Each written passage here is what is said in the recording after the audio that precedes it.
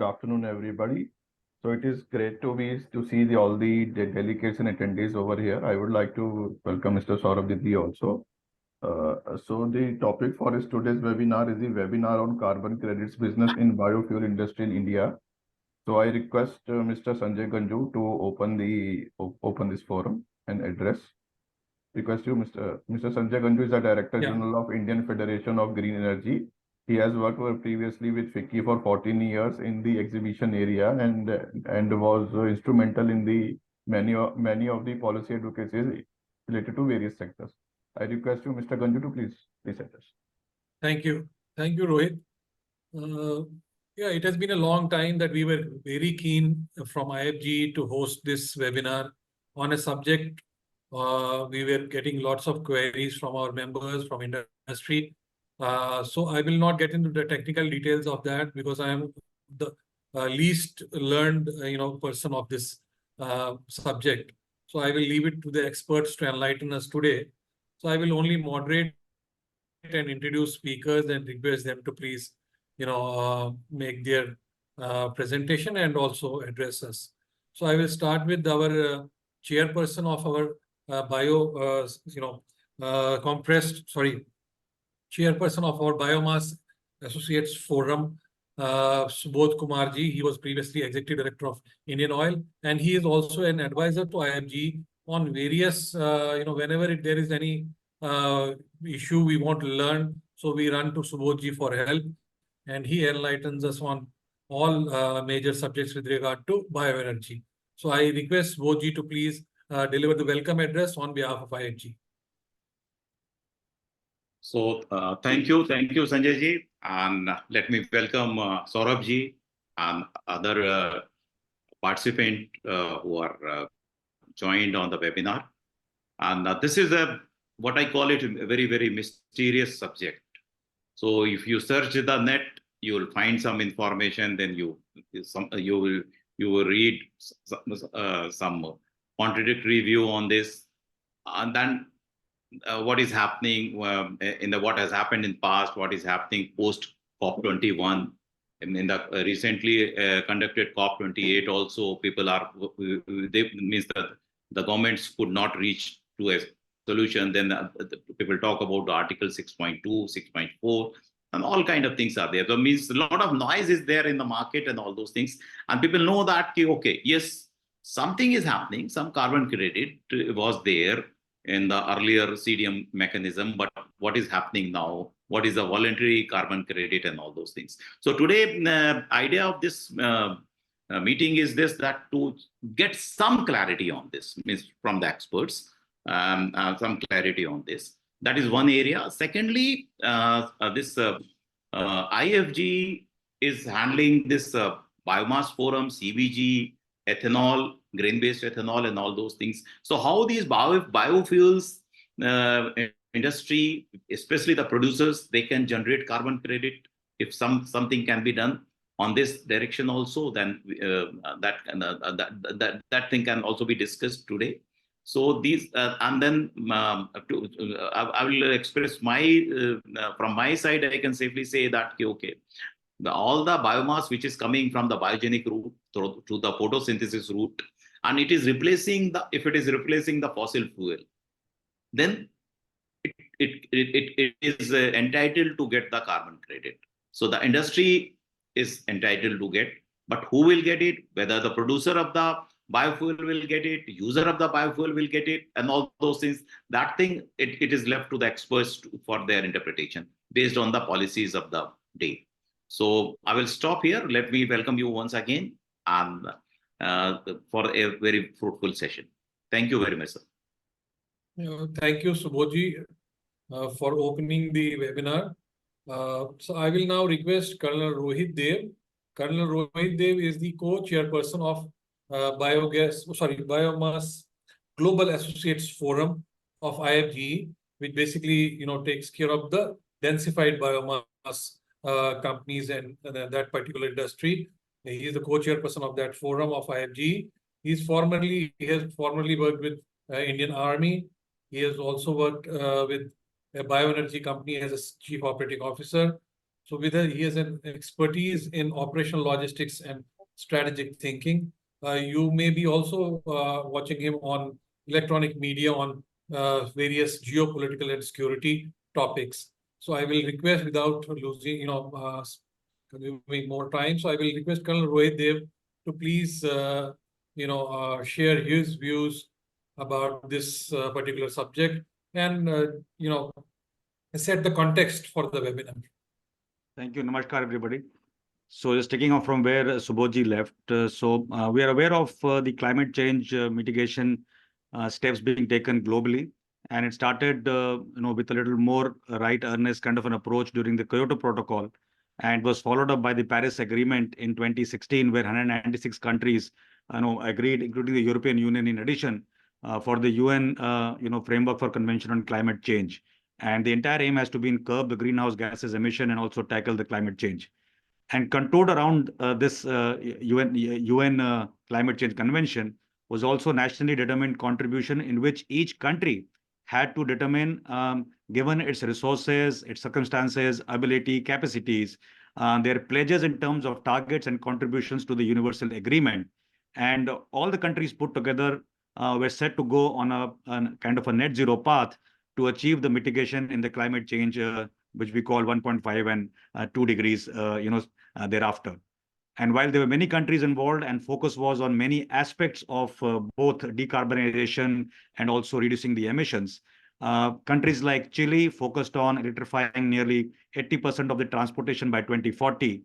And on the other range, countries like Bhutan wanted to remain carbon neutral through the route of forest protection, in which they said 60% forest cover will also add to the some NDCs of the global commitment. So many countries made a lot of promises. And then in 2021, we had the Intergovernmental Panel on Climate Change report, which suggested that all sectors had to put in the effort. That was one. And while the emissions were rising in all major sectors, the renewables were getting cheaper than even coal, oil, and gas, albeit that was short-lived till the second and third quarter of the last previous year, and are now again beginning to be a little more expensive. The 2 degree of warming, which is likely to exceed probably in this century itself, unless we adapt very drastic measures for the GHG emissions, and which calls for a financial focus on developing countries like India, and the total bouquet being by 2030 amounting to nearly $6 trillion.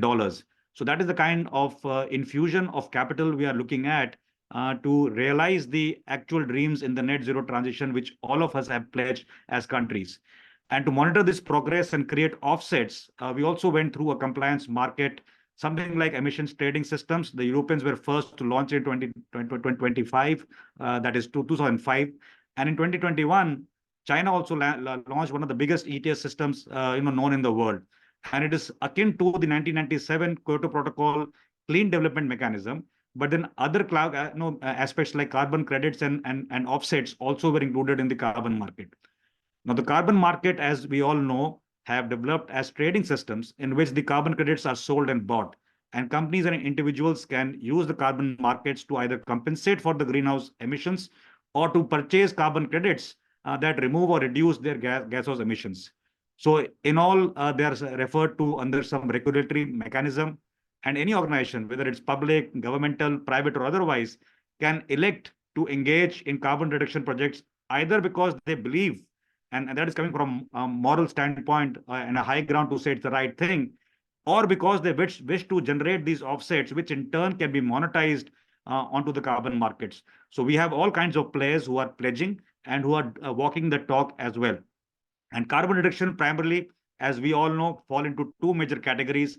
One is nature-based, and one is more mechanical. Nature-based, just to tell the attendees who are new to this concept, revolves around afforestation, reforestation, rejuvenation of various natural projects, and basically naturally you sequester the carbon in the environment.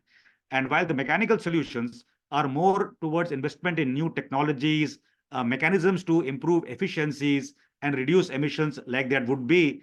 And certainly the focus today is more towards renewable energy projects and direct carbon capture technologies. And while we said that carbon markets could be compliance or voluntary based, the focus generally today in the larger context, especially of India, is towards the voluntary aspect of it, while we have certain regulations which are being imbibed globally as well. In a differentiator context, carbon offsets are also a measurement to compensate an organization for investing in the green projects or initiatives, whether they are natural or they are technologically enabled, and which tend to remove the emissions which we are seeking to remove. And once an offset is created, it can be retained by the organization that completed that project, or it may be traded on a voluntary carbon market. So that's the broad difference between the offset part as we see today and the carbon credit part. A lot of progress has been made by many countries in terms of regulation and things like that. However, there are certain key concerns, and not going into the domain of human rights, but at least two major concerns beyond that also emerge. One is the accounting and the double accounting of the emission reduction, which can happen along the value chain between the benefactor and the producer and vice versa.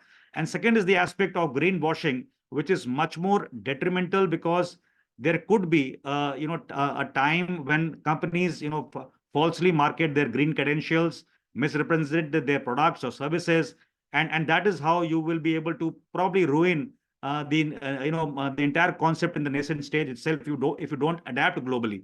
So for carbon markets to be successful, I think these need to be addressed, and reductions and removals must be aligned to the NDCs which we are currently embarked upon.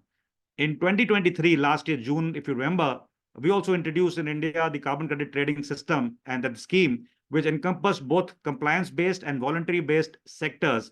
And while the compliance segment is scheduled to commence in the upcoming year, which is 25-26, there is no set timeline for the launch of the voluntary part as yet. And therefore, the sectors are facing challenges in meeting the reduction targets, and particularly those in those one which are earlier called hard to abate, and now people say feasible to abate emissions. And whether you go through the route of trading energy saving certificates or renewable energy certificates as offsets is yet to be seen. So India today, as we speak, has emerged as a very, very important and critical destination post the Global Biofuel Alliance, which we have signed. And you must be aware that we are doing much more work with partner countries to curate some kind of goals and objectives in that realm. And after hosting the G20 summit, we have made a very, very, positive and audacious kind of targets. And that also amounts to about, besides adding 17 gigawatt of capacity with non-fossils earlier, we're also looking at the highest growth rate of renewables in our country, primarily today to meet the requirement of electricity. And maybe the industrial use and domestic use are also going to piggyback on that demand. So India has actually made a very bold move. And I think in the future, this carbon credit or the carbon market schemes are going to benefit India. And our strategy today revolves around a few aspects. One is clean energy transition. And with actually the coal reliance being going to remain a little high, and as long as the period of 2036 to 2040, as per our own admission. But at the same time, the electricity demand is going to grow, and it's a whopping 60% Y on Y, which we are currently fostered to grow. We're also focusing on additional aspects like green hydrogen and ammonia. We're looking at the domestic fuel supply chain, both of the global coal and gas as well, which remains priority one. And I think the renewables will be at the forefront of India's climate policy, with highest renewable capacity addition, which is estimated to be more than 20 gigawatts in the current ongoing financial year. And that also calls for a lot of hybrid renewable tenders and models and standalone storage systems as well. The importance of integrity measures in bridging the emissions and the goals is the most critical. And that comes from the commitment. And as true as a nation could be, I think our country has made the right, commitment to the cause. And while we are still developing and our needs, both industrial and domestic, are on the rise, I think we are actually committed and poised to adapt to the best technologies, best practices, best efficiency parameters to be enabling our energy transition through a very mature carbon market as well. In 2023, all of you know that the global carbon trading markets experienced some robust growth, reaching a record value of about 950 or so billion USD. And that was a little higher by 2% of the previous year. And since then, while the European market has gone down, but the North American market has taken a surge again, and where the prices have been record high. And even China has seen an unprecedented level of rise in the ETS. So Colonel sir, India, we'll have to I'm just leave it finishing. brief. I'm just on the last part. I'm just wanted to talk about the recent December 2023 notification by the government of India directed towards the Bureau of Energy Efficiency. And I will just read out one line where they have called for validation of carbon credits as opposed to only verification. And India wants to be the lead to design its own standards with the entities so that we do not go abroad seeking the overseas standards and rating agencies consulting. And it happens here because most of the project bouquets are going to come to India in the next 5 to 7 years. So I think we are happily poised, and over to the moderator to moderate the further sessions. Thank you very much. Thank you, Colonel sir. So before I go to the keynote speaker of this webinar, a couple of things I would like to mention here. We may have questions with regard to this subject. So I will request those who have any questions to please put it in the chat box. So it will be easier for us to respond.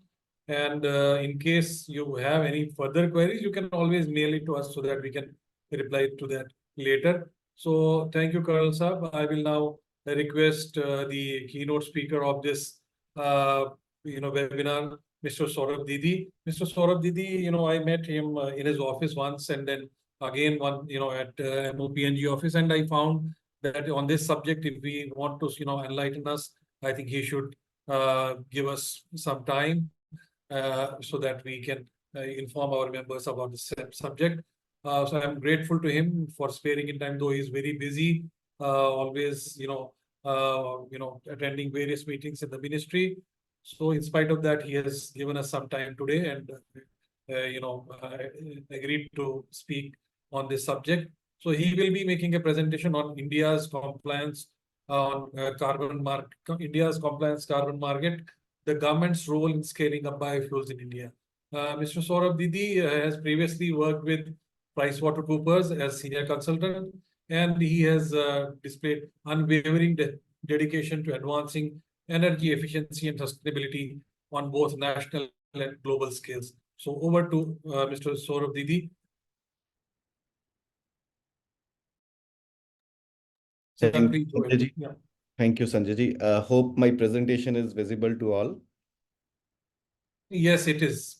Okay, thank you.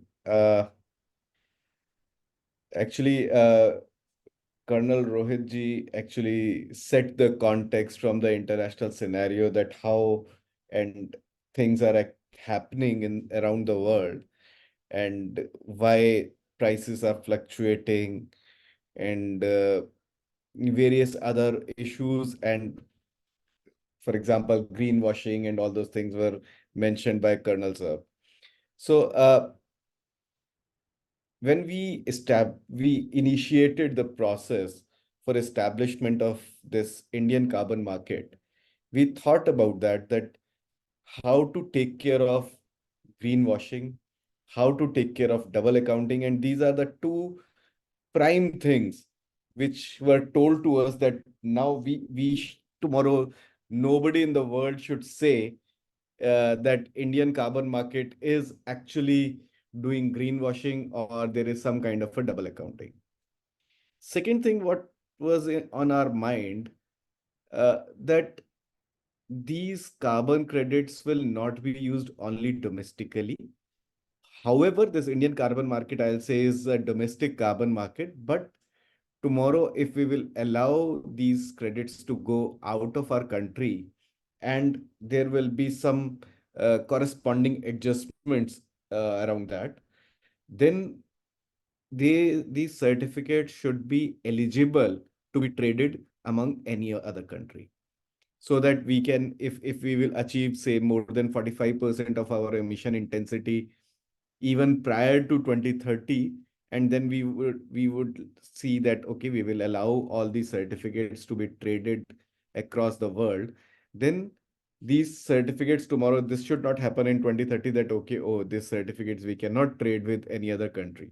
So with all those things in our mind, we initiated this process of development of Indian carbon market. And in 2022, we had our amendment of Energy Conservation Act. And in August 22, it was passed in Lok Sabha. And in December 22, it was passed in Rajya Sabha, where we actually got powers for development of Indian carbon market. And subsequently, in somewhere around June, we had first notification, which included carbon market for the compliance mechanism. And in December 23, sorry, June 23, compliance mechanism. And in December 23, we got notification, and same notification was amended to include offset mechanism, which is voluntary mechanism. So if we look at why we are actually we have developed this market, because to reduce emission intensity, and if we will do all kind of these things, then we can actually protect our environment. But I will say carbon market on its own will not do. It's kind of a catalyst to the market, that it will incentivize players, incentivize all the manufacturers or the industrialists or the entrepreneurs, that it will catalyze and do your efforts so that you can do more your efforts towards and climate change.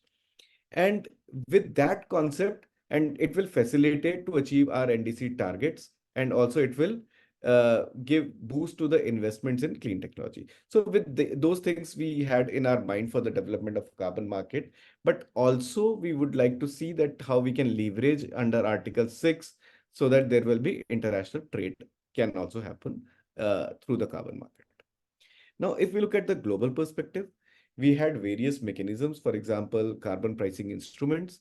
There is ETS. We usually call any compliance mechanism as a ETS, but it is primarily used in, I'll say, West, that emission trading scheme. For example, EU ETS is of a European Union emission trading scheme.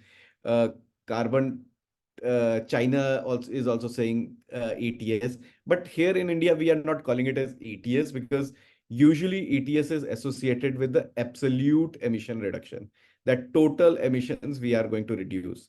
Whereas in our case, we are reducing emission intensity, and that's why we are calling it as Indian carbon market compliance mechanism. Then there are carbon taxes. For example, we are also paying some 400 or 500 rupees of carbon cess per ton of coal. So that is kind of a carbon tax. And similarly, on the electricity tax, if we are paying something, that's an electricity tax. Then there are voluntary carbon markets, for example, Vera, Gold Standard, all those things are voluntary carbon markets. But in Indian carbon market, the offset mechanism, you can say, is kind of a voluntary carbon market. So in Indian carbon market, you can say that ETS is our compliance mechanism, whereas our offset mechanism is our offset mechanism is our voluntary mechanism. Then we used to have CDM. Now CDM, you can say, will be transformed into Article 6.4, where you will have mechanism registry, and where you can trade similar to CDM. There will be trading of certificates. But as of now, I'll say that this mechanism is not very clear that how things will happen, and this is being developed by the UNFCCC. Then now, if we look at these mechanisms as such, we have various examples. For example, emission trading scheme, we have cap and trade like EU ETS, China ETS. Then offsetting mechanism like Corsia is there, carbon taxes are there. So all these examples also I have said earlier. Now, if we see any other mechanism that we discussed on cap and trade, which is compliance mechanism, or emission trading scheme, offset mechanism, which is voluntary trading scheme. But we in India also, we had perform, achieve and trade scheme. Perform, achieve and trade scheme, where we had energy saving certificates, and we used to have targets in terms of tons of oil equivalent per ton of product. And then we had energy saving certificates. If somebody will achieve more than their targets, they will get energy saving certificate. And then people who have not achieved their targets, they can buy certificates. And our scheme, the Indian carbon market compliance mechanism, is actually based on the perform, achieve and trade, where where we are actually changing things from energy perspective to the emissions perspective. If we look at various prices, although these prices are of October 23, but if you look at today also, I think somewhere around 60 euros price of European Union emission trading scheme is there. Now, but these prices are significantly dependent on the timeline and the how stringent we are in our commitments and how stringent we are in reduction of emissions. For example, EU says that by 2034, they are going to become net zero. Whereas we are saying that by 2070, we will become net zero. So you can imagine that all the load of energy or emission reduction is by 2034 for EU. So prices of EU is usually very high. Now you can see China also prices is somewhere around $10, whereas EU was say today's price maybe around 60 or $70. So even China's commitment is 20, I guess 2060, if I'm not wrong. So you can see that how your commitment targets are there, and you have to reduce those annually till 2060. So if we will be closer to the timeline, then these prices will go up. So we can assume that every year these prices will actually go up. And one of the most, I'll say, appreciative signal is 2030, because most of the countries have given 2030 as a midterm targets. And so as we are also saying that 45% of emission intensity we have to reduce by 2030. So that time also it will give a good price signal that how our markets will actually go in future. Now, if we look at our India's experience, perform, achieve, and trade, we had almost 1,000 designated consumers. That means industries were participated, and we reduced around 33 million tons of CO2 equivalent by this scheme itself.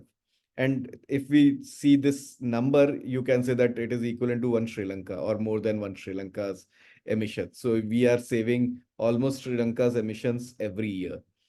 Renewable energy certificates, again, we had since 2010, 102 million RECs have been issued so far. Then clean development mechanism, also we had 310 million CERs were issued to India. But now the scheme is, I'll say, more or less not there. Now, coming to Indian carbon market framework, as I said, we initiated this process in 2022, where we had amendment of our act. Then in December 23, offset mechanism was notified. And these notification, which was issued in June 2023 and amended in 2020, December 23, it has various key components. For example, this scheme is based on the skeleton. And this skeleton is this regulatory framework which was notified in 2023, which shows that what is the definition and detailed procedures, who will be the National Steering Committee, then what will be the role of Bureau of Energy Efficiency and Registry and other stakeholders, how trading will happen, what will be who will actually verify, who will validate, all those things are part of this key notification. But based on this notification, we have to issue detailed procedures which will have all the nitty-gritty, that if there is a accredited carbon verification agency, how he will verify, how he will validate the project, everything will be part of those detailed procedures. So we are going to issue after code of conduct 3 or 4 documents.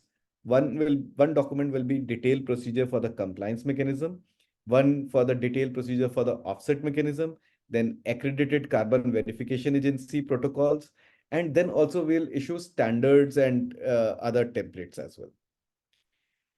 Now, this is the overall hierarchy, that there is a National Steering Committee, which is like a supreme body, and which is chaired by Secretary Ministry of Power and Secretary Ministry of Environment and Forest. And then Bureau of Energy Efficiency is there, who is the administrator of the scheme. Then we have 2 kind of agencies, obligated and non-obligated agencies. And obligated agencies are who will get targets in terms of tons of CO2 per ton of product, and non-obligated who will not have any kind of target. But usually this non-obligated entities will also do project registration, which will be called as offset mechanism.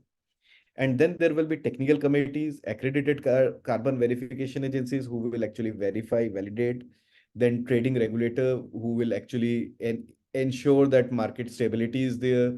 There is no speculation in the market. Then registry where your certificates will be parked, and all these certificates will be traded through power exchanges. This is the overall scheme that National Steering Committee will be chaired by Secretary Ministry of Power and Secretary Ministry of Environment. And then various ministries are part of this. Apart from this, we have two associations like CII and FICCI have also been co-opted members, and then two experts, Shri Upendra Tripathi ji and Shri R.R. Rashmi ji, who are a renowned person in this area, are also part of this committee. Now, coming to the compliance mechanism is based on the, I'll say now we are calling it as GEIs, GHG emission intensity. We used to have specific energy consumption in terms in when we used to have PAT, and which is converted into GEI. So TOE per ton of product is transformed to tons of CO2 per ton of product. And so in the compliance mechanism, what will happen that there will be a baseline scenario, which is the blue color on the left, extreme left of your diagram. And then there will be a target, say 2.5 tons of CO2 was the baseline, and he has to come to 2.2 tons of CO2 per ton of product. And in case one, if he has achieved lesser than this, so that means he is more efficient or he has reduced much more emissions. So 2.2 minus 2 tons of CO2 equivalent certificates he will get in terms of carbon credit.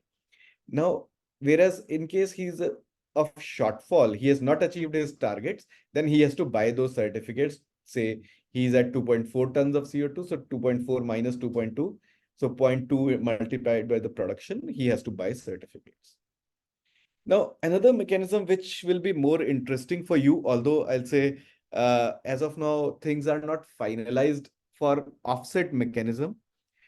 In our last, as of now, we had 4 National Steering Committee meetings, and we have not finalized on the national on the offset mechanism, that which sectors will be included, how methodology will happen. But what was told to us that now we are going to have 4 regional meetings across India, and first meeting we will initiate with Bangalore, I think somewhere around 14th of May. Then on 21st or 22nd of May, we are going to have in Vizag. Then on 28th, 29th in Mumbai. And last, we will have in Delhi, somewhere around after voting that count, maybe on 5th of June or 6th of June, we will have in Delhi. So where we will discuss all the sectors, how sectors will which sectors we are going to take. And we would like to have your opinion that whether all the sectors as mentioned by UNFCCC we should take, or which are relevant to India we should take. So for example, this bio CNG or any other ethanol or these fuels will be covered under the transport sector as well, or as well as in the energy sector. So those scope we are going to cover in those meetings, and we would like to have your opinion that whether we should go ahead with those things. But once those sectors or sectoral scope is defined, then we are going to have methodologies for particular type of projects. For example, if you are saying that for the bioethanol, what is the baseline, how baseline will be established, how calculation will happen, what kind of monitoring you have to do, how verifier will check, how well projects will be validated. All those things will be there in the methodology. So those things will be established once sectoral scope is identified. So you can say that this mechanism will be very similar to Vera or gold standard, but only thing is that I'll say that conditions will be much more stringent here, so that we can ensure that there is no greenwashing and there is no double accounting. Second issue, what we thought that there is a chance that people will say that he has registered under Vera, he has registered under gold standard, then he want to come here. So we will also look into that aspect, that whether those projects will be allowed to shift here. But one thing is sure that you cannot get certificate under Vera or Gold Standard and Indian carbon market together. So you can get either of any. So that is for sure that is going to happen. So I'll say that this offset mechanism is a project-based registration where you will have your project registered. It's a purely voluntary project, and it will be either for emission reduction or removal or avoidance. And then once you have registered your projects, it will go for a project acceptance. Then once your project is accepted, then there will be a validation, and based on that, project will be registered. So that is the first stage of the program. Then there will be monitoring that whether you have actually achieved, and then the verification will happen, and then there will be issuance of certificate. Now, I'll say a lot of things are unclear as of now because things have not been finalized in this. So there, for example, what will be the validity of the certificates? How whether you can have for 7 years or 10 years or in a one go. So all those things have to be yet to be established. Then I'd say that these projects may also have a linkage with Article 6. So I'll say Article 6 also have two components, Article 6.2 and 6.4. So 6.2 will be country to country. For example, we say we will sign MOU with Japan. So any activity between Japan and India will be under Article 6.2, and projects registered under Article 6.2 can be transferred to Japan. Now, what will happen that in this scenario, that there will be investment. For example, on the right side, you can see 13 list of activities, say compressed biogas is number 5. So any investment is coming for compressed biogas, and then you will say that, okay, 50% of credits we are going to share with Japan, and 50% you will keep, and they will invest for compressed biogas in India. So such projects can be covered under Article 6.2. Article 6.4 is not between country to country. Article 6.4 is between you can register your project, say again compressed biogas, and then it will go to a mechanism registry, which is a UNFCCC registry, where your certificates will be parked, and then you can sell in a exchange or a bilateral trade, independent of the country to country participation. So, but list of activities, these 13 activities will remain there. So out of these 13 activities only, you will get your corresponding adjustment. Yeah, but as of now, we are not saying that Vera or Gold Standard or any other such voluntary products can sell their certificates out of India without corresponding adjustment. They can sell without corresponding adjustment. That can happen even, which is happening right now as well. So as of now, that's all from my side. If you have any questions, or maybe at the end of the session, you can ask. Thank you. Thank you, Saurabh ji. I think it was a wonderful presentation. You have not only covered the entire sequence of how it has evolved, but you have covered all aspects of this particular, subject. So we will take questions, if you permit, after other speakers, speak. But before I go to the next speaker, I would like to introduce our CPG Producers Forum Chairperson, Mr. Ramakrishnan, who I think is presently in Europe, but he has joined. He can say hello. Mr. Ramakrishna, you're there? I think he is. Yeah, I am here. Yeah. I'm here. Yeah. Well, very good afternoon to all of you, and thanks, Sanjay ji, for allowing me to speak, although I'm not structured to speak. I think this is a very, useful session. A lot of learning is happening, and I'm pretty sure people already have posted a few questions, and there will be several more questions. I would not want to get into that useful time. I look forward to listening to the other speakers at this point of time.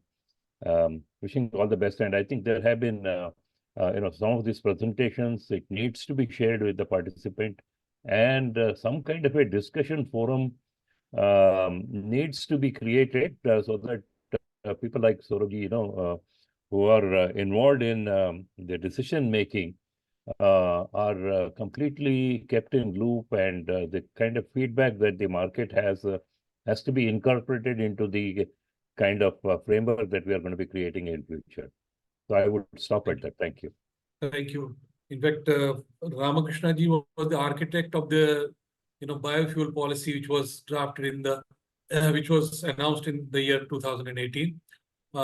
So I will request Saurabh ji to please share this presentation later after we finish this webinar, because there are many requests. Sure. And though we will be putting this video also on YouTube on IFGE channel for the benefit of I will share. audience. Thank you.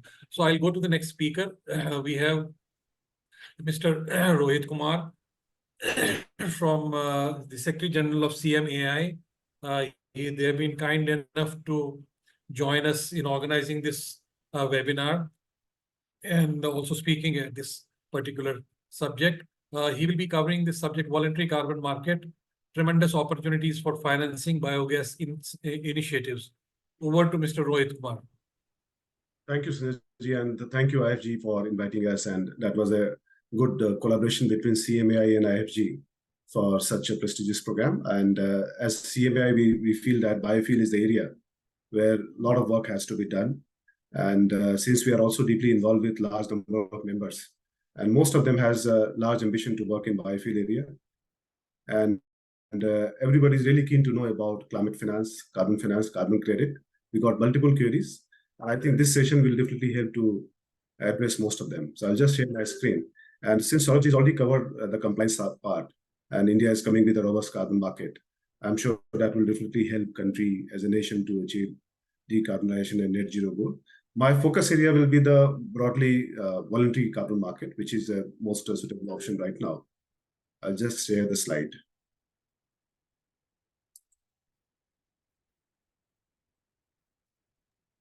Are you able to? You need to enable. Rohit, can you make him co-host? Yeah, we have made him co-host. Yeah. So now I can share the screen. Yeah, now you can. So quickly, I will 2 minutes. I'll go about CMAI, and after that, I will come to the biofuel area carbon credit side. So we are a industry body who really work for carbon credit development, and that is the reason that CMAI and IFGE has signed MOU, and to focus about the industry members to mobilize about climate finance. So we are a Section 8 company, and luckily we are a stakeholder as a policy formation and consultancy with all the key ministries, MFCC, MNRE. We also provide a lot of input. Niti Aayog, we are carbon capture and green hydrogen committee member. Green Trade Program, we are one of the technical committee member, where the biofuel area can be a future area for getting climate finance. And various representation we have shared, and we have shared to be, and we also discussed with Saurabh regarding our industry insights. And recently, we also signed a MOU with VCMAI, which is talk about one-day carbon market integrity. And these are multiple MOUs with the Water Sanitation Mission, Ministry of Power Secretary really kind, giving a lot of feedback, taking feedback, and we are sharing the presentation regularly. And Green Trade Program, Agriculture Committee stakeholder we are in. And VCMAI, MOU we have signed, MNRE and industry body. So I'll just come to the policy recommendation side. So a lot of policy has been shared. I think IFGE also shared a lot of input in the biofuel area, and where the CMAI and IFGE role has to play a very critical role. And we'd like to invite our members and industry players. If they give to any feedback about carbon side, we are most welcome to invite them.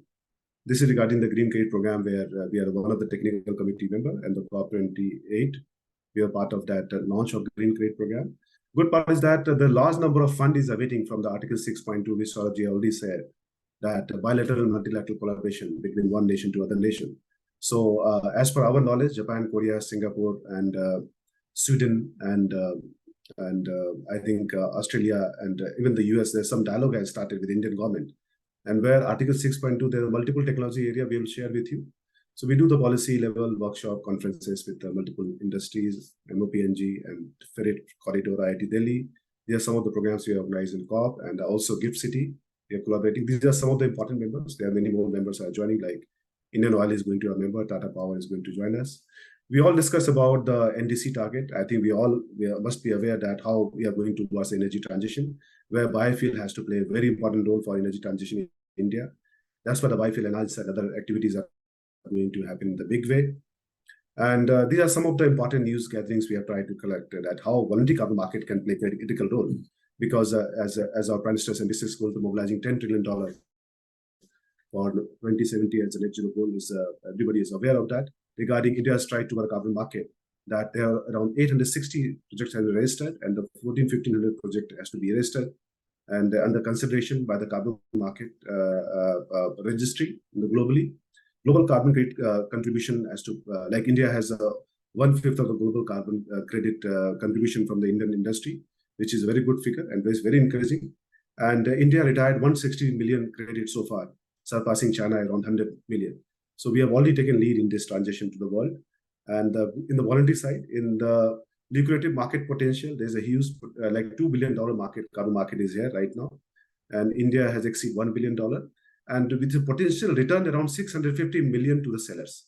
So there's a large number of funding we can gather from the voluntary carbon market in case we'll go for project registry, audit issuance in the voluntary side. And CMAI is happy to assist in this regard. We all know that, I think Rohit ji has already communicated that in the COP28, we are not able to finalize Article 6.2 and 6.4, which has a great potential. I'm sure that in the Azerbaijan COP, we'll be able to finalize those things. So right now, the VCM is the only option, as Indian carbon market is also going to formulate and going to function in coming days. So voluntary carbon market is a great and only option right now. And the voluntary carbon market is going to help industries in the big way for getting climate finance and also 6.2 finalization it can happen in between. That is going to boost up in the big way for the carbon market in India. And we all know that if you reduce 1 ton of carbon dioxide emission, you'll get 1 credit. And these are the journey from the carbon market. I think Saurabh ji has already covered a lot of things. So there's 2 kinds of carbon market. One is that compliance market, and second, the voluntary market. I'll focus about, these are a few important carbon market is going to operate in India, which is Article 6.2 is the bilateral multilateral collaboration. 6.4 is a UNFCCC mechanism. Earlier it was CDM. That has a larger expectation we have from the 6.4 also. And it might help us to get a good FDI to the country and climate finance to India. National carbon market is going to strengthen our NDC target and definitely going to help India. And voluntary carbon market, we have some mechanism like VERA, Gold Standard, GCC, Pure Earth. All these mechanisms are available right now for registering the project. And as per some of the figure which is available in the market, there's a $250 billion market by 2050. And since India has 30% share, so we have potential $75 billion funding generation from this market. And it's a huge fund for decarbonization of the industry. And Green Credit Program is another activity which is going to boost up in coming years. But Green Credit Program is different than carbon credit. It is not based on greenhouse gas mitigation. It is really based on the SDG parameters. So we'll discuss more about the Green Credit Program. We'll collaborate with one of the program about the Green Credit activity in the coming days. So we discuss about compliance market and the voluntary market. And every voluntary market has different kind of eligibility criteria. Like VCS has 2 years of COD eligibility criteria. Gold Standard has 1 year of the date of purchase order. And GCC is another mechanism. Apart from that, there's a renewable energy certification program also, which we can discuss in detail after the presentation. So there are 7 greenhouse gases, and all these greenhouse gases create a climate change. And for our sector, there's the carbon dioxide, methane, and nitrous oxide are 3 important greenhouse gas, which is related to our sector. And either we can reduce the greenhouse gas in 2 ways, either carbon reduction and carbon sequestration. And these are the global voluntary carbon market mechanism process. So first, what CMAI does, we need to meet the client, understand their project requirement, what the project they are doing. The good collaboration happened in the DPR stage, when the client is about to develop some of the CBG plant or some of the pelletization plant or biofuel area. So that collaboration will definitely help to understand 2 factors, which is about the additionality and baseline. And if they qualify for additionality and baseline parameters after the study, we do the project design document. And after project design document, third-party auditor came and they verified it. And then the project registration happened. Then after that, verification happened, which really gives them about the carbon credit generation possibilities. Then the credit issued, and those credit can be traded to the world. So that end-to-end cycle where CMAI definitely able to help to the members regarding that. And this is a very important slide about Article 6.2, where as per our market knowledge, there are $11 to $13 billion is going to invest in India in 6.2, where compressed biogas is the biggest sector, where we also get a lot number of calls that companies are really interested to join hand for CBG plants. They're ready to invest. And in return, those credit they can transfer to the respective countries as per the Government of India approvals. And there's a sustainable aviation fuel area, which is also going to be a big area. And apart from that, there are other sectors also related to the energy side where biofuel can play a very critical role. So these are 13 technologies area which Government of India has recognized it. So there are two kinds of projects, removal projects and reduction projects. Removal projects has a larger value in the market, and reduction projects has a little lesser value in the market in the voluntary side. And as we know that the carbon market is growing very fast, as per the Europe rate, it is going to increase 10 times in coming days. As global, there's a compliance is coming to happen, and CBAM is there. And most of the country is coming with the rule and regulations. So carbon market is definitely going to boost up in a big way. And this is regarding the baseline additionality questions, that how do we measure the project? Like I'll give you a small example that there is a present condition where the chemical-based intensive farming is happening, where the organic farming, if you convert to organic farming, then there's a multiple benefit coming to the society in terms of employment generation and other SDG parameters. So this is the way where we understand and evaluate every project when the project qualifies for the credit or not. And how climate finance, how the industry is going to get the climate finance. A small example that industry is using the polluting technologies, and if industry is going to the clean technologies, then they get the credit, and those credit they can sell it to the pollutant companies and country, and after selling to those credit to those countries, they get the finance. This is the cycle which is carbon finance is going to boost up to the green economy and clean economy in coming days. And these are some of the projects we have evaluated that how those projects can actually get the carbon credit benefit. If there's a biomethanol manufacturing projects, we can get 70,000 to 75,000 credit if there is a 100 TPD project is available. And if there's a biomass to electricity generation project, we can generate 1 credit for 1 ton of biomass. If there are biomass pelletization projects there, we can get 1 credit per ton of pellet. And if there's a compressed biogas project is there, we can get for 1 ton of bio-waste, we can get 0.7 credit. So all these case studies and all, we have done it because CMAI's member is doing more than 3,000 projects in 18 countries in the world. So all those data learning and capacity building programs we're already doing. So this is a good example I have taken for the CBG projects. And in the CBG project, there are 3 benefits. One is that Subodh scheme, everybody knows. Then there is a Govardhan scheme. There's everybody knows about the benefit. But finally, there's a carbon credit benefit also in the voluntary side, which can help to get 15 to 20% funding for CBG projects. And this carbon credit generation can happen as per the mechanism. It's a 21 years of the project. So that is going to definitely help and boost up. If Article 6.2 will come in the market in coming days, so that carbon price is expected to grow by 4 to 5 times in the coming days. So that is a huge market available. So we can create enough funding for developing such projects, and those projects can able to help the entire project value around 50 to 20% funding from the carbon credit. And 3 to 4 years is a break even for those projects. And similarly, there's a biogas projects can, if there's a 50 TPD manure plants and 150 days operations, there's 6,000 to 8,000 credit can be generated as per CD. There's an earlier CDM mechanism and gold standard mechanism is already there. And the good part is that all these projects are meeting large SDG goals and help in the entire circularity of the economy. So those projects are really well accepted and in the market. There are some of the projects we have done study that which kind of projects, which is nearly related to the biogas or village economy, rural economy and other sectors. So we have done calculation for every sector wise in case the project qualifies for baseline and additionality as per the international mechanism norms. So that is well available in the market. So definitely CMAI is working for our members, right? We are inviting members. We are knowledge partner for a few industries. We are also doing the carbon development of the project end to end. And we also develop a tool we call Scope 1 to 3 emission measurement decarbonization tool. And we are helping some of the industries working in this direction. And we are launching a Center for Excellence next month on the 16th of May. That it will definitely help. Purpose is going to help industry for decarbonization. And there's a big area is awaited regarding the CSR spend on the decarbonization. And I'd like to thank the Government of India that regarding the Green Credit Program, they have added CSR spend also in the afforestation projects. So that is a bright future ahead for the carbon market and multiple members benefit, which we can discuss in case you're really interested to join member. Thank you so much. Now, I'd like to invite Siddhant. Siddhant will share more insight regarding how the biofuel projects can get the carbon credit and what are the basic requirements for biofuel projects. Siddhant, over to you. Right. Thank you, sir. Thanks for the introduction. And I'm Siddhant. Good evening, ladies and gentlemen. And I'm representing EnKing Services Limited here, which is a member of CMAI. And as a member of CMAI, we would just want to push forward the agenda that has just been, explained in detail by CMAI representative, Mr. Rohit Kumar. So I'll just request permission to share my screen so that I can just take everyone through a small presentation. Yeah, sure. We are making you go.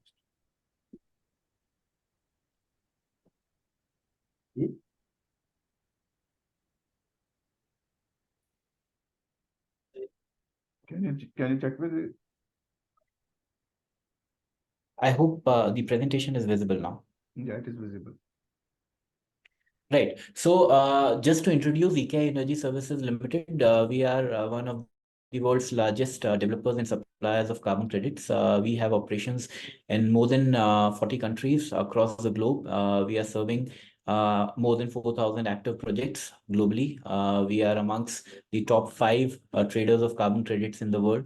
We're also actively involved in other energy attributes like IREX, triggers, and so on and so forth.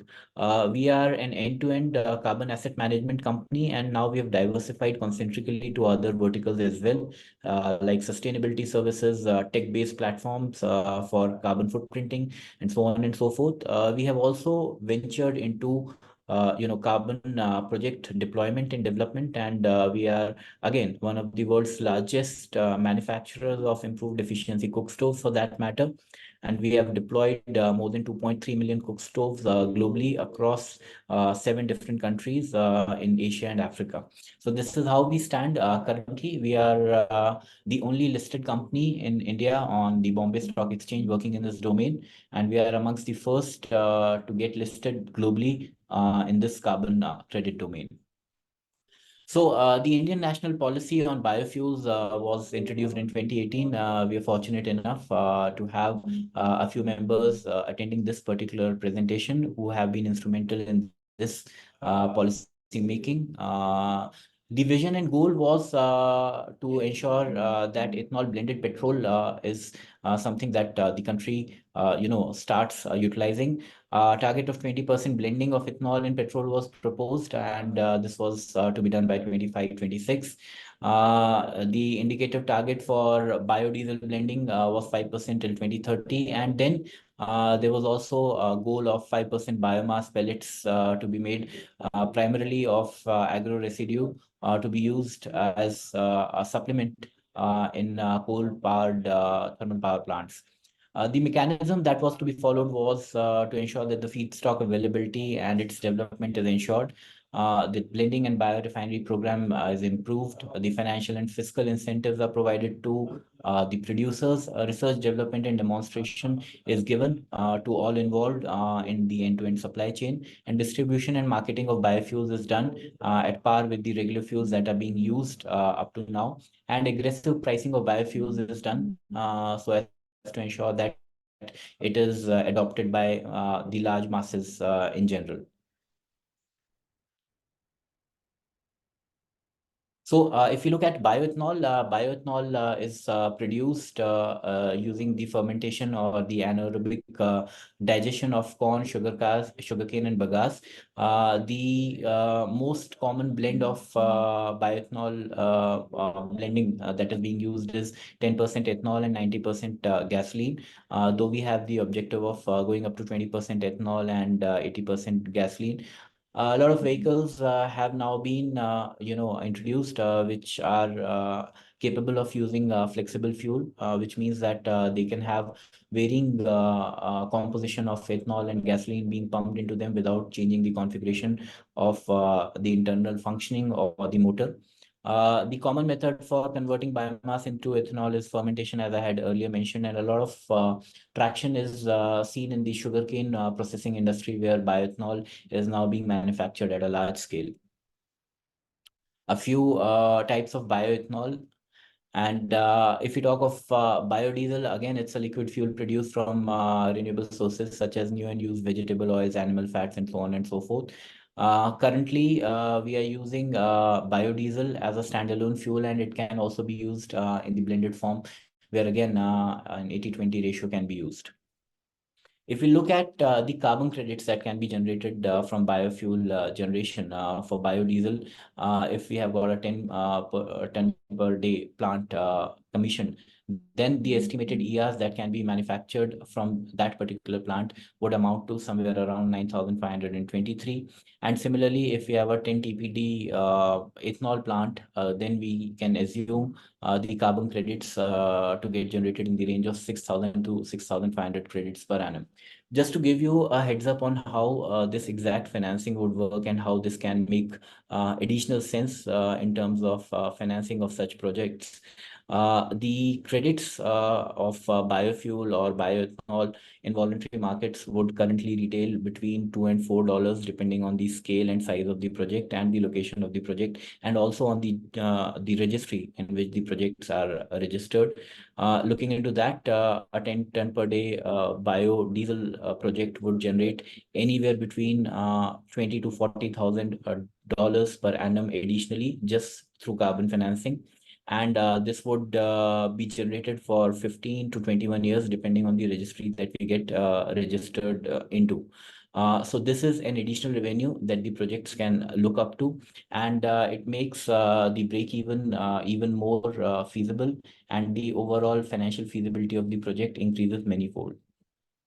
If you look at biogas, this is again a mixture of carbon dioxide and methane primarily, and during the digestion of digestible solids, the conversion of biogas happens, and it also has traces of nitrogen, hydrogen sulfide, and other trace elements, which is then reduced or removed when the biogas is processed to produce compressed biogas. If we look at the biogas composition or the compressed biogas as compared to raw biogas, we can see that the percentage of methane increases significantly up to 90%, and the carbon dioxide content goes down drastically. This ensures that the calorific value of the compressed biogas increases multifold. And it is also one of the 13 sectors which has been identified under Article 6.2 transition. So currently, the monetization benefits can be taken from the voluntary carbon markets, wherein the credit prices would be between $2 and $4, as I had mentioned earlier. And once the CCTS comes into force and the 6.2 comes into action, these projects can then be transitioned under 6.2, as mentioned rightly by Mr. Saurabh Diddi. Only one benefit can be availed at a time, but currently the VCM benefit can be availed, and once the transition under 6.2 happens, then the 6.2 benefits can be availed, which would further increase the financial feasibility, because then the same credits would go out for anywhere between $8 to $14. This is a case in point for a bio CNG plant, wherein for a 10 tons per day plant, almost 7,200 ERs or carbon credits can be produced per annum. One important thing that we would want to bring into notice is biochar, which is again defined as a solid material obtained from thermochemical conversion of biomass in an oxygen limited environment. So this is basically pyrolysis, can be catalytic pyrolysis or electrolytic pyrolysis, depending on the process that we are undertaking. This has got a wide application, both as a soil additive, and it has got it is one of the processes which improves the sequestration permanence to a large extent. Biochar retention or carbon retention through biochar is almost scaled at 300 to 500 years from the time of sowing biochar into the soil. So this is one of the avenues which can generate carbon revenues in a very high magnitude. A lot of technologies are available, both high-tech and low-tech, to produce biochar from the bio-waste that is available. We are already planning and doing a lot of technical analysis, and we also have piloted a small project on the biochar production. This is the usual carbon dioxide removal from a 10-ton biochar project, which would come down to 7 tons almost per day. If we look at the carbon market registries that are available for use in the current voluntary carbon market scenario, then CDM is something that is not taking projects anymore. So it is redundant in current scenario. But the foremost and the most prominent registries are VCS and Gold Standard. Just for the sake of interest of all the project owners, because I could see a few questions in the chat box wherein a few project owners had shown interest in carbon financing and had questions pertaining to whether the projects would be eligible for carbon financing or not, or what exactly is that they need to do to ensure that they can avail carbon financing for the projects. We can definitely have a look at these registries. We just need to be informed of what would be the applicability for registration and what can be the tentative expenses that would have to be incurred, and what could be the returns like. So I've already told you that if we get a project registered under VCS or Gold Standard, you can expect anything between $2 and $4 per carbon credit. And the expenses, as you can see, are mentioned on the rightmost column. The most important thing to be seen here is if you want to get a project registered in VCS, then it needs to be done within 2 years after the commercial operations have commenced for a project. And if one needs to or wants to get the project registered in Gold Standard, then it should be done within 1 year from the date of major PO release for the project. So these are the two important timelines that are of consideration and paramount importance beyond the financial feasibility that needs to be checked. And we do these services end to end as a carbon consulting. And we also suggest to project owners as to how they can maximize the potential, looking into the mix of longevity of the project, investment in the project, applicability of registries, and also the availability of credits in the market and the demand of credits of a specific type or of specific registry. There are other registries also available like Sir Carbano, GCC and UCR. These are fairly new, and these registries also have their own advantages in terms of what kind of projects are eligible in these registries, and what kind of credits in retrospective terms can be taken from these registries. I would also want to highlight a few points that are mentioned, that were mentioned in the past. We have seen that a few projects in Africa, in countries where Article 6.2 has already kicked in, have seen the transition under 6.2.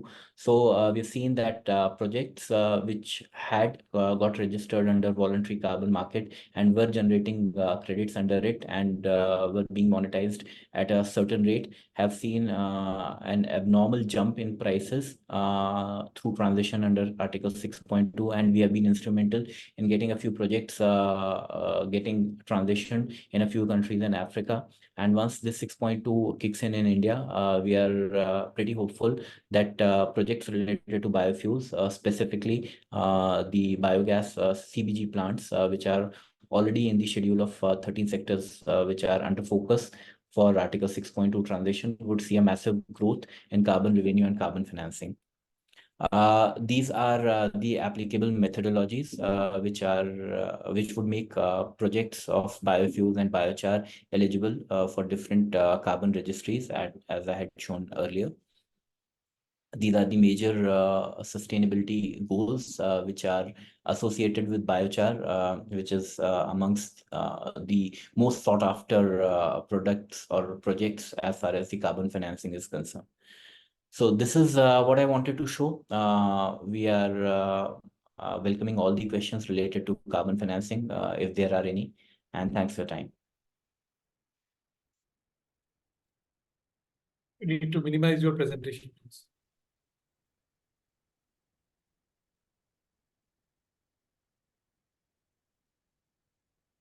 Thank you, Mr. Rohit and Mr. Siddhant. You need to withdraw this presentation, please.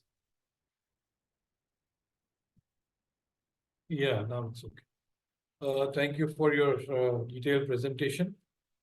Now I move on to the next speaker.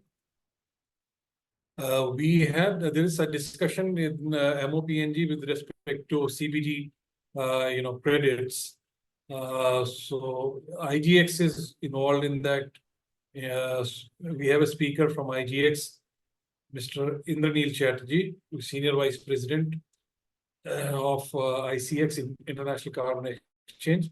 So I request him to make his presentation, India's compliance carbon market, accelerating private sector investments in biofuels.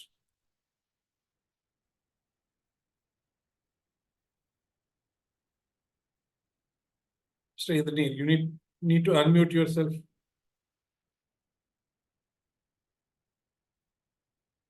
Yeah, am I audible? Yes. Thank you so much. Thank you so much, sir. So I think I'm thankful to IFGE and CMAI for organizing this this discussion today. Today, incidentally, is also Earth Day, 22nd April, and Earth Day is the only day in the year when we celebrate our Mother Earth, and it is focused towards environmental awareness and protection. And I feel that today is really a good day to have this discussion on towards environment and sustainability. So in the interest of time, I'll have a very quick round of presentation, and then probably we can open up for discussions. So is my screen visible? Yes, it is. Thank you. So I represent ICX, International Carbon Exchange. ICX is a part of IEX, just as IGX is a part. So ICX is also a part of IEX. So it's a wholly owned subsidiary. It was formed by ICX it was formed by IEX in December 2022 to promote a carbon market. So today, if we look into the voluntary carbon market, we see that around 500 million units of carbon credits are traded globally. And based on a study by McKinsey, we understand that by 2030, this number is expected to be around 1,500 million carbon credit units. So an increase of 3 to 4 times of today's value. Today, if we see that large part of this carbon credits, they're traded on a bilateral basis. So between two parties, and exchange transactions that forms only 20 to 25% of these total transactions. We understand that an exchange platform that will help the participants to buy and sell carbon credits at competitive price through its transparent and efficient settlement process. So exchange transaction is a transparent process where price is not decided, it is discovered. So it's a discovered price. And then there is also the efficiency of the settlement process that comes in. So it will help the corporates to meet their ESG requirements. The exchanges can also introduce standard contracts, which will gradually build liquidity and lead to efficient price discovery in the market. So with this intent, ICX has been set up. So it is largely set up to help us Indian corporates to transition into a net zero world through sustainability solutions. Now, coming to the today's interesting topic on biofuel. So there has been a lot of activities that has happened around policy development. So notably among the few is the Global Biofuel Alliance, GBA, which was taken up under the G20 presidency, and it was created to intensify and create more cooperation to the use of sustainable biofuels. As of January, the GBA has 22 member countries, which is a large number of countries which has participated, and alongside 12 international organizations. My co-panelists spoke about the National Biofuel Policy, so which was introduced by MOPNG in 2018, and then it was amended in June 2022. So the amendment in June 22 was again a very positive amendment. It was done to advance the deadline to reach the blending target of 20% bioethanol from 2030 to 2025. So that's quite a landmark amendment that was done. And then also it made additional feedstocks eligible for the production of biofuels. From the electricity production side also, we see a lot of government focus where government is saying that electricity generated by using biofuels are eligible to get RECs, which is equivalent to 2.5 RECs for generating 1 MWh of electricity. So normally, if a renewable source gets one REC, equivalent electricity generated from biofuel will get 2.5 RECs. So these are just an example of policy developments that has taken place. We as a country have been taking continuous efforts for increasing biofuel use, and as a result of that, the existing policies have supported ethanol for blending in gasoline production, and the demand nearly tripled. So and it now stands at about 12%, and which is further supposed to escalate going ahead. And when we talk about this 20% ethanol blending, so this would require some sort of modification in existing fleet of vehicles so that they can absorb these higher ethanol blending levels. So government is again encouraging flexible fuel vehicles and retrofits in older vehicles, especially two-wheelers. Government has also come out with the other bioproducts potential, so to promote the adoption of CBG as an alternative to petrol, diesel, and CNG. So there has been initiatives like SATAT, which is sustainable alternative towards affordable transportation. There are also discussion in around biojet fuel, so as a replacement for jet fuel. And most interestingly, on November 23, again, MOPNG has announced an indicative blending target of 1% by 2027 and 2% by 2028 for international flights leaving India for biofuel blending. So these are a number of policy-related efforts that has been taken by the government. And as a result of this policy-related efforts, if you could see, that biofuel consumption has increased remarkably and is poised to increase. So if you see that India is now the world's third largest producer and consumer of ethanol, almost the tripling of production volume in the last 5 years, and these volumes are only supposed to increase going ahead from 2023 to 2028 onwards. Again, looking on the left side of the chart, we could see the sort of percentage of biofuel in the countries in the emerging economies that is being used. So left side is these are emerging economies, and these are advanced economics, countries like us. So if you see between 23 to 30, for the biofuel consumption for emerging economies remains almost constant. For advanced economies like Brazil, India, and other economies, these numbers are supposed to increase thanks to the conducive policies that the government is creating around biofuels. If we look into the European Union Sustainability Transition Package as well, so in 2021, EU presented the Fit for 55 package. So these are a bunch of legislation on climate and energy and environment that were targeted to make Europe carbon neutral by 2055. So if you look into the Fit for 55 package that EU had announced, a lot of these directions, directly or indirectly, they would affect the production or use of biofuels, including a revision in Renewable Energy Directive that is RED 3. So the Renewable Energy Directive was revised the third time in 2023, and they have put in quite stringent targets. So they say that share of renewable in transport has to be around 29% by 2030.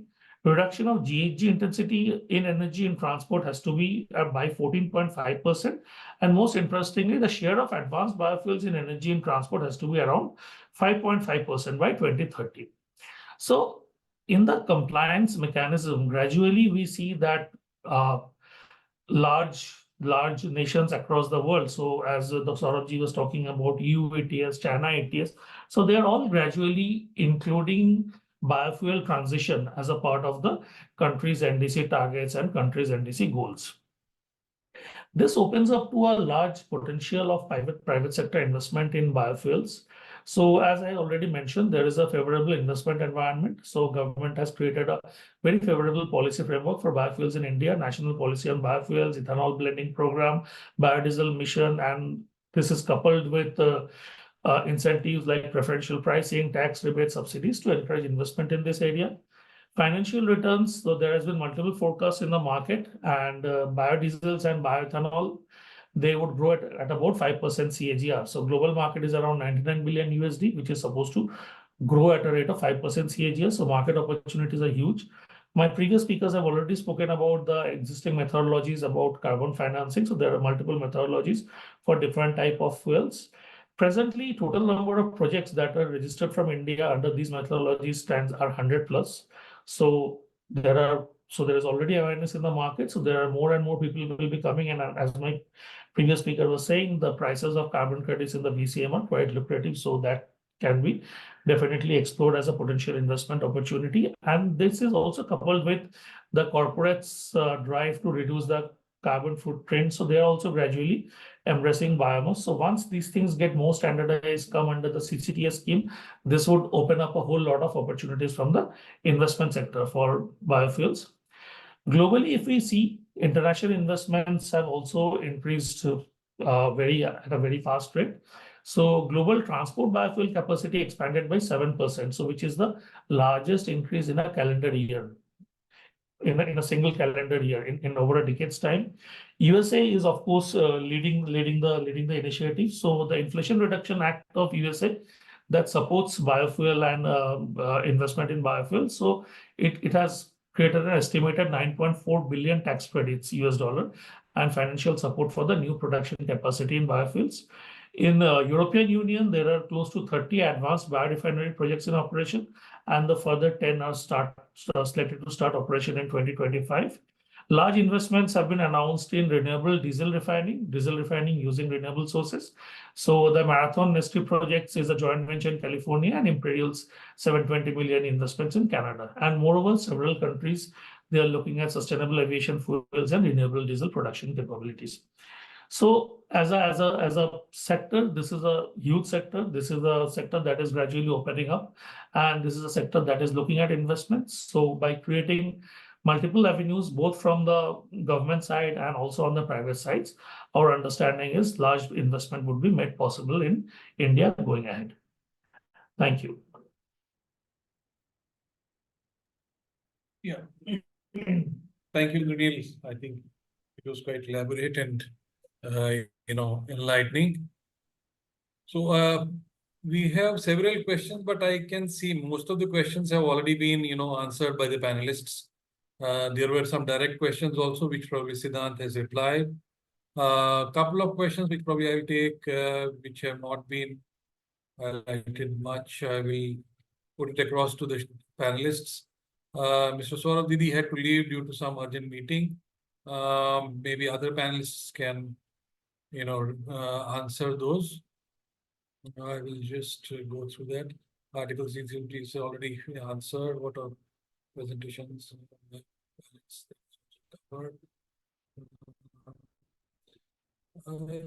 There is a question, sir, will it be helpful if you can explain the key distinctions between the CCTS voluntary market and the MOEF CC's green credit program? If anybody from the panel can throw some light on that. Yeah, so Rohit, will you be able to? Yeah. So CCTS offset market will be the voluntary market, which is going to announced and launched by Government of India. And that is a voluntary adoption because the Indian government has not added all the sector in the compliance side right now. The only 4 sectors they have added. So, but they are also giving a provision for voluntary adaptation for decarbonization for industries, where CCTS sector is going to come, where which all sector is going to come is going to yet to decide.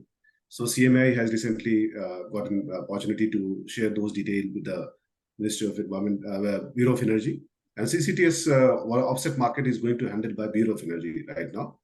Now let's come to the green credit program. So CCTS offset market is again depend upon the GHG mitigation protocols and all.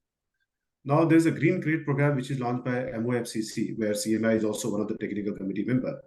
This is completely based on United Nations Sustainable Goal parameters. So there's 8 sector has been decided yet, and the first sector about the afforestations in the government sector is going to be launched as a pilot right now, and the few projects have been registered under this category. So that is the difference between the carbon credit CCTS offset market and the similarly with the MOPNG is also trying to, they're not yet announced, but they're also, discussing the possibility of green CBG credits. Yeah. So that will also be in line with the MOPF type green credit program, right? Yeah. So that will align with also fall in that category. Offset market for Indian government offset market. But at the same time, there is another opportunity for CBG projects, are big opportunity awaited for Article 6.2, which is going to happen in coming days with Japan, Korea, and Singapore. The government of India is in touch. And I think the possibilities are that collaboration can happen this year. And after COP29, the more clarity will happen that how this is going to operate, where one country is going to invest in other country in the 13 technology area, where CBG is one of the big area, which is going to boost up this area as a big way. And since India has a strength in the biofuel area, so I think large number of spend and money is going to come in this sector in the coming days. So we should be very much ready with the, all collaborations and looking forward for partnership with those countries. Sir, if I can just add on to what Mr. Rohit Yeah. Kumar has said on Article 6.2 transition of biofuel projects. So we have Yeah. already seen some success on such projects transitioning in Africa, as I was telling in the presentation. So a few credits have already been traded under Article 6.2 between Switzerland and Sweden and a few African countries. So Switzerland and Sweden being buyers and the African countries being sellers. They also have a schedule of projects or domains that are eligible from their end. The way we have these 13 sectors which are eligible from India. And we have seen in the last 12 to 18 months that there has been a consistent increase in prices of credits being traded under Article 6.2, so much so that the break even for such projects has been reduced to half. If this happens with the biofuel projects in India as well, then we can expect a similar story, because the sectors have been kept limited by the government of India, and this would only ensure that the stimulus for these projects is higher, and the financial feasibility increases by quite a good margin. Okay. So I think since we have already crossed the time limit, we had to close it by 5:30. It's already 6. So what we'll do is we'll request all panelists to please share their presentations. We'll forward those presentations to all our participants, and we'll also upload this video on our IFGE YouTube channel, so that for the benefit of viewers. If you don't mind, all panelists don't mind, we can share your email IDs also with our participants, because there are few questions, though I think most of them have been already covered by the presentations. But still, if they have any further questions, they can send it directly to you for you to respond. I request Mr. Vikas Sahu to please propose the vote of thanks and close the session. It was very wonderful and enlightening session. I request Mr. Sahu to please propose the vote of thanks. Thank you, Sanjay ji, very much for giving me the opportunity to give the vote of thanks. So first of all, I'd like to thank the IFG Secretariat for organizing this very smoothly and doing it within such a short period of time, especially beginning with Sanjay ji and then Rohit ji and Rakhi for organizing this flawlessly. And then Mr. Saurabh Diddi is not here, but yeah, I'd still like to highlight his importance in contributing to informing the participants about the compliance carbon market and the future plan of CCTS implementation, and also on highlighting how it's different from ETS globally. And then I'd like to thank Colonel Rohit for setting the global context of how carbon markets can help in generating the required climate finance. And then coming to Secretary General from CMAI itself, I'd like to thank Mr. Rohit for highlighting the importance of voluntary carbon market, especially in the absence of Article 6 negotiations being done successfully. So presently the opportunity lies with voluntary carbon markets, and we'd request the corporates, the industries, and institutional investors to utilize voluntary carbon market opportunities as much as possible to the extent. And then I'd like to thank Mr. Siddhant from EK also, especially on giving much more clarity on the technological enhancement of biogas to CBG, and then how to register the projects as well.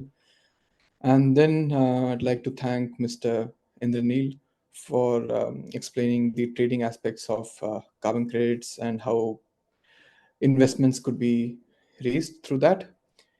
And so without much wasting time more, because already we have short deadline by almost half an hour. So finally, I'd like to thank all of the participants for joining in huge numbers. This definitely shows the curiosity and the eagerness to learn the carbon credit opportunities, and especially for growing bioenergy industry in India. So quickly, just not wasting more time, I'd just like to update about an upcoming event that's happening on May 16, in which Shri Sanjay Ganjuji will be moderating the session, and the panel discussion will focus entirely on bioenergy opportunities with the help of carbon markets. This is an in-person event happening in Delhi. So I'd request the participants, if they can attend, that would be great. We look forward you to join this, contribute and learn from the panel discussion, and also there'll be opportunities to network among bioenergy industry and other clean technologies. So thank you again of all of you for joining us, and over to Sanjay Ganjuji to close the session. Thank you. Thank you. So I think now over to Rohit Jain to close this session. Rohit, you can close the Thank meeting. you. Thank you everyone for participating in this the important webinar on the carbon credits. So I would like to thank Mr. Rohit Kumar, Mr. Vikas, also Mr. Indrajit Chatterjee for providing their remarks. So we will be sharing all the PPTs to the panelists, and look forward for a contribution for all the green energy initiatives. Thank you.